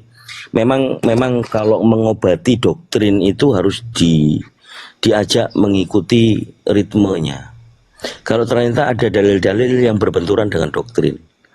Satu lagi, terakhir. Yohanes pasal 4 ayat 22. Yohanes pasal 4 ayat 22 dan 23. Firman Tuhan, kamu menyembah apa yang tidak kamu kenal, kami menyembah apa yang kami kenal, sebab keselamatan datang dari bangsa Yahudi, tetapi saat kami datang dan sudah tiba sekarang bahwa penyembah-penyembah benar akan menyembah Bapa dalam roh dan kebenaran, sebab Bapa menghendaki penyembah-penyembah demikian. Oke.